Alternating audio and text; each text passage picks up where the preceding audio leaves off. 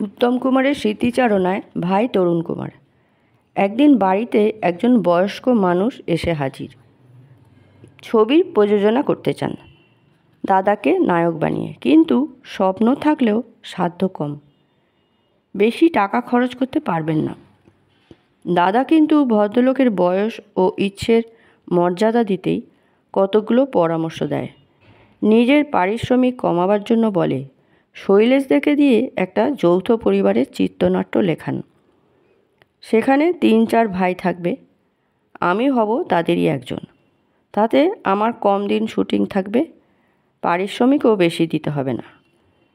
সে সময় ছবিতে দাদা থাকলেই পরিবেশকরা ঝাঁপিয়ে পড়ত। ছবি বিক্রি নিয়ে দুর্ভাবনায় পড়তে হতো না। তাই সবাই চাইতো নিজেদের ছবিতে দাদা বড় চরিত্রে অভিনয় না করলেও যেন মুখটা দেখায়। দর্শকরা তাতেই খুশি হবে, ছবি ভালো বাণিজ্য করবে। বয়স্ক ভদ্রলোক দাদার নির্দেশ অক্ষরে অক্ষরে পালন করেছিলেন। দাদা ছাড়া আমি, জহর গাঙ্গুলি, মঞ্জু দে, অনিল চট্টোপাধ্যায় অভিনয় করেছিলাম ছবিটায়। সুন্দর চিত্রনাট্য লিখেছিলেন শৈলেশ দে। শুটিং করতে গিয়ে পরে ভদ্রলোকের নানা কথা শুনেছিলাম। শ্রদ্ধার যোগ্য মানুষ তিনি। জীবনবাবু, ঢাকায় জন্ম, স্বদেশী আন্দোলনে ঝাঁপিয়ে পড়ে অনেক দুঃখ কষ্ট নির্যাতন সহ্য করেছেন। সন্ত্রাসবাদী দলের সদস্য ছিলেন। দেশের কথা ভাবতে গিয়ে বেথা পর্যন্ত করে উঠতে পারেননি। জীবনবাবু পাকিয়ে সিগারেট খেতেন। শুটিংয়ের সময় নিজে হাজিরা থেকে লক্ষ্য রাখতেন শিল্পীদের কোনো অসুবিধে হচ্ছে কিনা। একদিনের ঘটনা মনে আছে, লাঞ্চের খাবারটা বাসি ছিল, দুর্গন্ধ বেরোচ্ছে। আমি না খেয়ে সরিয়ে রেখেছি। ওর চোখে কিন্তু ঘটনাটা এড়িয়ে যায়নি। সামনে এসে জিজ্ঞেস করলেন, বুড়ো খাইবা না? আমি কিমার তরকারি বাসি বলতে তিনি সকলকে খাবার খেতে নিষেধ করলেন।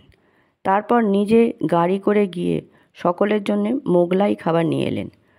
পরের দিন থেকে খাবারের ব্যবস্থা নিজের হাতে তুলে নিয়েছিলেন জীবনবাবু। নিয়ম করে রোজ বাজার করে ফিরতেন। কোনো দিন ভেটকি মাছ, আবার কোনো দিন বড় কাতলা মাছ আনতেন। ইন্দ্রপুরী স্টুডিওতে পরের যে কদিন শুটিং হয়েছে একই দৃশ্য দেখেছে সকলে। লুচি তরকারি টিফিন, দুপুরে মাছ ভাত খাচ্ছে ইউনিটের সকলে। দাদার মহত্ব দেখেছিলাম ওই ছবির শুটিংয়ের শেষের দিকেও।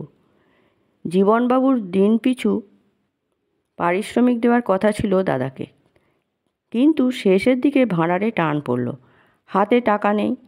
জীবনবাবু সোজাসুজি দাদার কাছে আত্মসমর্পণ করলেন।